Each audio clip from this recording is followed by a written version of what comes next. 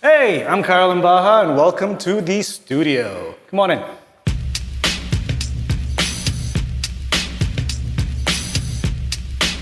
We don't really have a name for this place yet. I'm just calling it the Nocturna Studio, Nocturna Productions. And my wife and I started renting in January of this year. And of course, as you can imagine, because of all the COVID bullshit, first there was restrictions in movement, and then once we actually got the place done up, which should have taken like less than 2 months, it took like 4.5. And then of course, us decorating. So everything was ready by June, and then 1 week later, it was lockdown. Since we're here, this is the shooting area. So now we're just getting back into using the space. Did a photo shoot with Amelia, who's behind the camera right now. We shot one of the Geeks in Malaysia videos against this green screen and all the lights. We popped these all out for shooting that, and then I was like, why would I need to pack them up since we're gonna keep using the space for shooting, and these are all plug-in lights anyway. Got everything on stands and on dollies, like this tripod over here, TV. And a lot of all this stuff is like stuff that I've accumulated over the years, and it's all been in my house, which has been annoying. And everything in this space is designed for us to be able to do the kind of stuff that we want to do. The idea originally was to be able to rent out the shooting area, but I'm not sure how that's going to work yet. We'll see how things go with the pandemic and shit. Over here is, speaking of storage, our storage area. I'm still working this all out. As I've started to use the space and start going on shoots again, now that lockdown's over, I've been constantly rearranging this space because the idea is to have everything very close by. So we have like all the light stands over there, cases. This is a lot of the stuff that we don't use that much. Like there's a jib arm underneath here, which I haven't touched in like 10 years, and as well as dollies and tracks and redheads and HMIs. Like the further up you go, the more it's stuff that you don't really need. Once you get over here though, this is where most of the stuff is. Like this is my charging area. This is an IKEA pegboard with a whole bunch of the IKEA straps, and I just basically set it up so that I can charge stuff. These are the tripods that I use the most often, so those are the closest there. Flashes, which I barely use. Power supplies, mobile stuff for shooting. This is where most of the usual stuff I'd use is. USB-C cables, HDMI cables, Velcro straps. And I like to use these containers. I bought a whole bunch of these at Mr. DIY. So that you can set them all up like this. This is my Canon FD set. You know, other vintage lenses, anamorphic lenses, power supplies, lens adapters. Not the most nicest way to keep stuff, and I'm pretty sure people who like to keep their stuff in like cases with foam will probably shit on it, but I don't give a fuck. All the audio stuff there, an old school field mixer, which I also barely use because it just eats up batteries. Like technology has moved so fast in the past 10 years, it's nuts. Clamps and attachments, 2 little dry boxes over here for my cameras and lenses that I use the most often. This is actually the very first slate I used for production. One of my crew guys built this overnight. Aww. And it totally works. Shit me built that. This is another old slate, which is basically, you see these a lot at like, you know, Halloween stores and novelty stores. So easiest way to use one of these as opposed to using chalk, just stick a piece of plastic on it and then you can use a marker on it. You just put some white behind it. But since I haven't used it in a while, it still says Salam 2.0. Camera bags, cables, long ass XLRs and power cables and all that stuff. Let's go over to the pantry. We just finished recording Geeks in Malaysia and we were having lunch as well. So the table's a complete mess, as are the chairs, which we really should have tidied up, Amelia. Fine. Everybody needs a pantry. Brought some plants as well. Amelia gave us this nice little spider plant, which seems to be branching off to do other shit. So also a lot of the stuff in here, you know, a bunch of stuff's been donated by the geeks as well. And from my wife, like this is the dining table from our old apartment. This is Nick's old armchair. The only stuff that we really bought is the fridge and the microwave and the coffee machine. Everything else is just recycled stuff. Speaking of recycled, you're gonna see a bunch of these later on. These are sound diffusion boards. My guy Paul, shout out to Paul Hashem, who managed to help me renovate all this. But he managed to get me a bunch of these from a studio that wasn't using them anymore. So we just took a bunch of them, brought them over here, but you'll see what I've done to them when we go into my little space. Before that, there's the corridor of photos.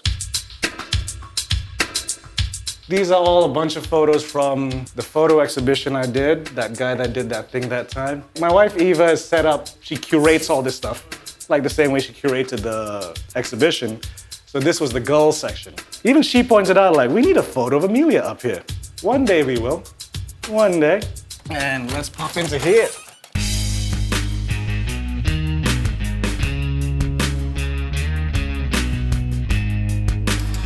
So this is the room that I spend the most time in. This is the table where we record Geeks. And as you can see, it's still set up for Geeks. And everything is designed to be modular and movable, because this is also going to be the table for me to do my vlogs in future. So each of these arms has a little hook, and we just hook them all up here. So once every 2 weeks, I bring these out and put them on the table. But when I don't need them to be in the way, I can just hook them all up for later, and they're done. I built this, like I had a whole bunch of weird planks of wood, so I just painted it and put some hooks on and a thing. So I can have all my cables organized. This guy's on a roller, so it doesn't take me too long to just put it away. And everything here has hooks, keep everything nice and organized.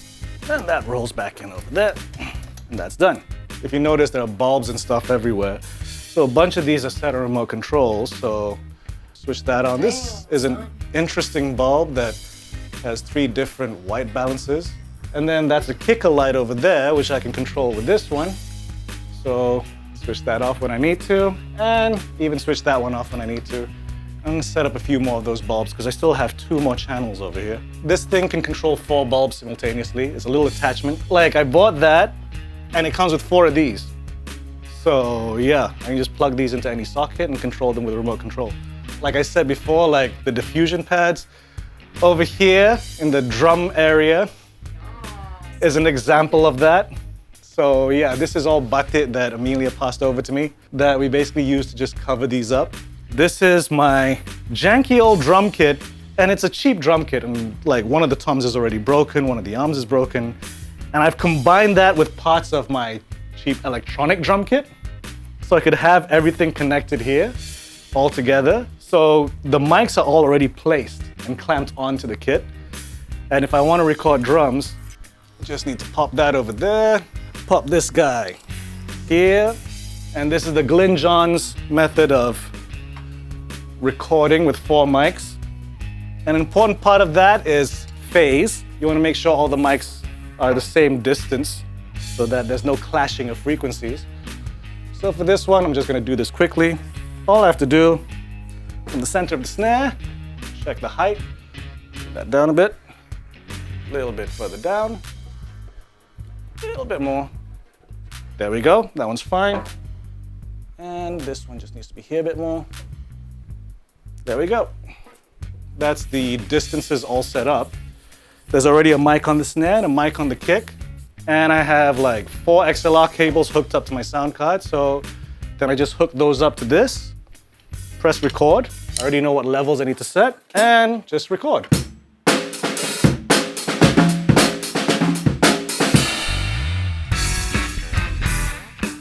And then when I'm done with that, put them away.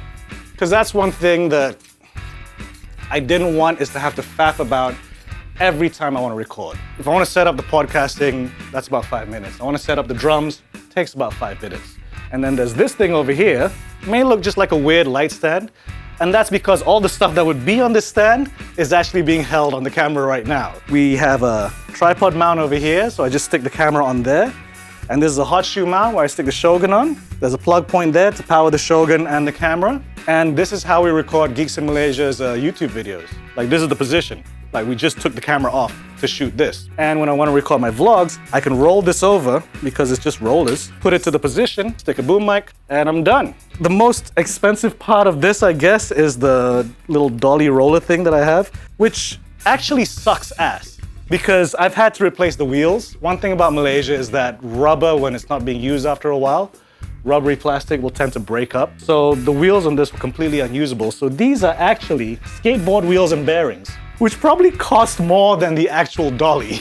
These hooks over here, these are the seats for the Geeks. I didn't want them out there all the time. They'll get in the way, so I can just pop them all over there. One of my favorite posters from being a teenager in the UK. It's not like the most sexiest thing of all. It's not that salacious. I don't know, to me, this is like one of the sexiest images ever. And there's all kinds of random shit over here. Like, this is a sketch that my friend Helen did a of a girl in a checkered skirt.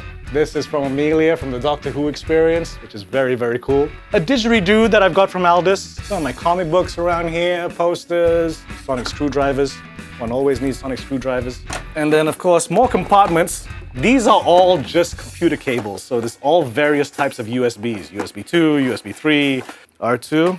Here's my analog shit. This is an old-ass tape recorder which still has the price on it. Bought in Shropshire, 20 pounds. Which I love because it's got 2/4-inch inputs. It's got a limiter on it. It's got nice VU meters. I just need to clean this baby up because I want to start archiving some old tapes. More compartments. This one's mostly audio and batteries. Audio adapters, mic stand adapters, and all the audio cables.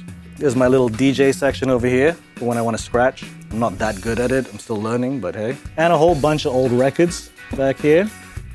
But the records that I love, those are the ones that are put on the walls. So there's two sides. This board over here, this is all the, I guess as A&R people call urban music. To me, I like to call it music with rhythm.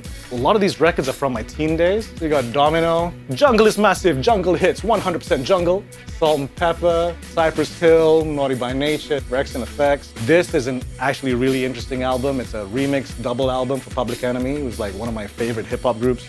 This is a Malcolm X record, and it was put out by Tommy Boy. So it's basically a beat with Malcolm X's speech cut in with it. It's a pretty interesting track. This is straight up UK M-Beat featuring General Levy, incredible. And then this is like because when I discovered hip hop music, like really fell in love with hip hop music, these were the two albums, which to me just showcased the West Coast and East Coast. So you have Wu-Tang Clan and Snoop. So one's super raw, really edgy and really rough, but just gritty as hell. And then Snoop with Dre's production, super clean and super chilled out and beautifully produced, but both are just awesome. Then on this side, this is more of the rock and some of the local stuff. So you have like the Specials, because ska, love ska. Cheap Trick, who I really only discovered when I started collecting vinyl, and they're just a brilliant band. This one, Los Alamos Grind, I won't lie, I bought this purely because the cover was awesome. And the inside sleeve has a comic book of like what this scene is all about. So it's this whole storyline. Santana, Monty Python's The Meaning of Life, AC/DC, Highway to Hell. Jefferson Airplane, Crown of Creation, has one of my favorite folk songs ever called Lather. And I got this for 12 ringgit, no scratches. This, on the other hand, was scratched up as fuck because I got it for 10 ringgit. And I was like, the Doors' first album for 10 ringgit? Yeah, it was scratched up to hell. These three are from my parents' collection. Sudeman. This is the back cover art, and I just love it. Like this one photo, it's such a beautiful photo, it just expresses this dude completely. And then of course, Piramli and Saloma. And Alley Cats, this is Zeppelin 2. The Who, Who's Next? So basically, every CSI opening song is on this album. And of course, underneath all that are my guitars.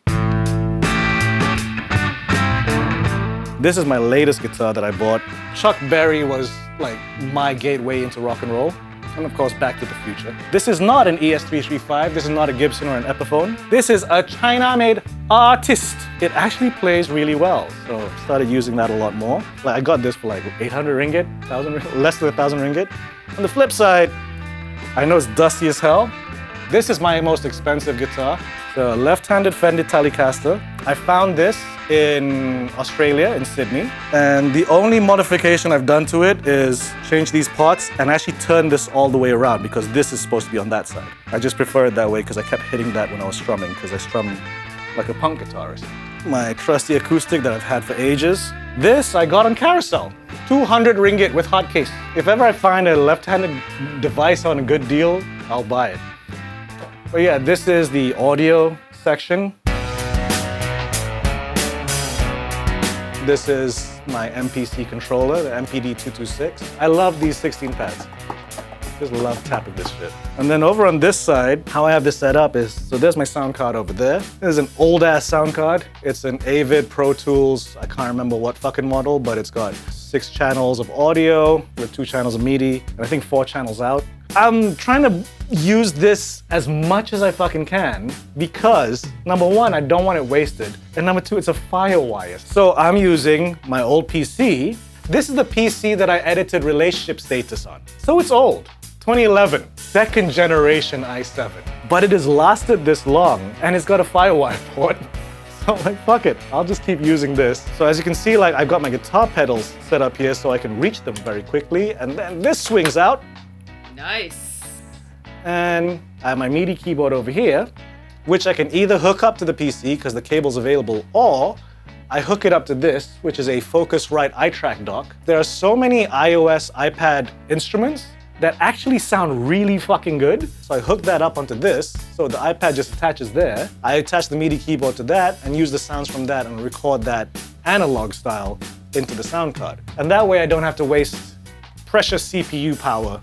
And as you can see here, a collection of VCRs and other old tech. Analog cameras over there. This is a DIY guitar that I built. There's a YouTube video of me making this one. Yes. Ridiculously, it sounds really interesting. Then back over here, this is like my little wall of inspiration and shit. And as you can see, some stuff's fallen off, which I need to fix back. Ah! Damn it! No. Chua fell. Unfortunately in Malaysia, humidity and blue tack are not friends. Chua is supposed to be there. I should put that back up. But this side is all movie stuff, so it goes Kickflip, Chikla, Relationship Status, Showdown, all of that stuff. That's the original picture that appears in Kickflip with the broken board. Up here is more personal and family stuff. So it's my family, my cats, my degree. Then as it goes to this side, blue tack, it gets to music. That's Jordan recording in my dorm room. And that's my big ass 4-track. The same model that Bruce Springsteen recorded his first album, which I sold for 50 pounds to go party one night at a university. That fucking thing is worth 4,000 ringgit now. Kaimano, Fly Fat as Fly Dude, the Y2K, Pizza Salsa. The first gig I ever organized was at No Black Tie. Good golly, it's a gig. Rollin' Sixes. Before Rollin' Sixes was called Rollin' Sixes, it was called 666 Poser.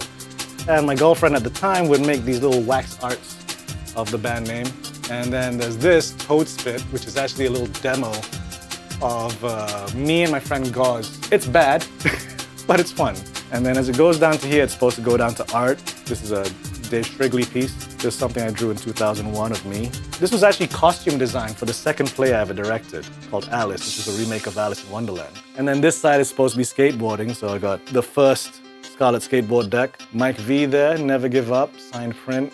And of course, right in the center of it, a blown up copy of the print that Amelia got for me from London Comic Con? Yeah, which I love so much, but it needed to be bigger. Kai, where were you? Kevin Smith. I love this so much though, thanks Amelia. One thing that I don't like when people build studios is how fucking sterile they are. Every studio is like, oh, it's clean and all the diffusion boards are nice and it's either a motif of white or black and RGBs and all this bullshit, and I'm like, no, I like my shit to look lived in and to have character. And a lot of the stuff that's here, all these things, like if you look up there, there's all these soft toys in the corner over there and all these different sizes of frames and stuff. They're all there with a purpose, to just help break up the sound a bit. And it's a more visually interesting way than just putting monotone fucking foam or diffusion boards. And let's go through this door, which doesn't get gone through. Get gone through? Yes. Which no one goes through that much.